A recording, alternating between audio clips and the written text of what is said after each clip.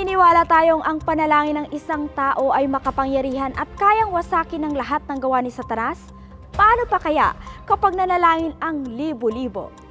Mga minamahal, ilang araw na lang maririnig na sa lugar na ito ang iyak, palahaw, panaghoy at sigaw ng tagumpay ng mga Living Like Jesus intercessors mula Metro Manila, Luzon, Visayas, Mindanao at abroad.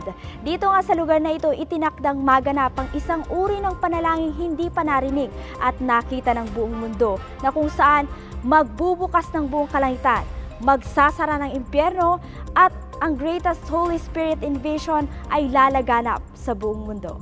Bilang tugon sa tawag ng Diyos sa Book of Joel chapter 1 verse 14 na nagsasabing, "Declare a holy fast, call a sacred assembly, summon the elders and all who live in the land to the house of the Lord your God, and cry out to the Lord." Tinitipon at inihahanda ng Diyos ang kanyang end-time Living Like Jesus people at ang body of Christ para sa pagdating ng greatest Holy Spirit invasion na 8 beses na mas matindi kaysa sa nangyari noong panahon ng Pentecost sa Upper Room. Ang great end-time move of God na maghahayag ng lahat-lahat ng Diyos, ang kanyang kapangyarihan at ang kanyang presensya at kaluwalhatian para sa kasakdalan ng kanyang iglesia at kaligtasan ng sangkatauhan. Ang pagtitipon na ito na itinakda ng Panginoon ay magdadala sa kanyang iglesia sa mas malalim na encounter, restoration, transformation, and revival unto perfection. Ang Diyos nga ay nagtatayo ng isang apostolic, prophetic, end-time Living Like Jesus and powerful army of intercessors na mamamagitan at magdidikta para sa kinabukasan ng bansang ito sa pamamagitan ng intense, full of faith, prevailing prayer upang ipalaganap ang apoy ng apostolic revival sa buong mundo. Isang makapangyarihang panalangin na siguradong dadalhin ng Diyos sa kaganapan.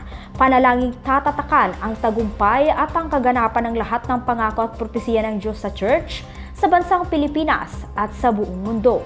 Nagsalita ang Diyos sa kanyang lingkod na si Apostle Renato D. Carillo at tinatawagan ng inyong mga buhay na maging bahagi nitong napakalaking itinagda ng Diyos na Living Like Jesus Worldwide Prayer na may temang The Fire of Apostolic Revival. Nagaganapin sa lugar ng Inaris Center L. Sumulong Memorial Circle, P. Olivero Street, Barangay San Roque, Antipolo City sa November 23 to 24, 2023, araw ng Huwebes at Biyernes sa oras na 2:00 ng hapon. Hindi titigil ang panawagang manalangin. And every prayer must be a violent prayer. It must be an apostolic, prophetic, living like this intercession.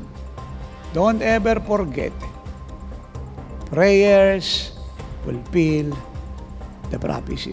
Tayong lahat ay magsama-sama sa 2 araw na walang katulad at matinding Living Like Jesus Worldwide Prayer na ito. Lagi nating tandaan na ang kinabukasan ng bansang ito at ng buong mundo ay nasa kamay ng hindi lamang Kristiyano kundi ng mga Living Like Jesus intercessors. For registration and for more information, maaaring tumawag sa ating Living Like Jesus hotline na may numerong +632-88546-796 o kaya naman ay bumisita at mag-message sa ating official Facebook page at www.facebook.com/JIOSWMofficial. See you here, Living Like Jesus people! Ito si Glyza Bariso para sa Victorious News. Walang kinikilingan, walang halong kasinungalingan, pawang kaligtasan lamang.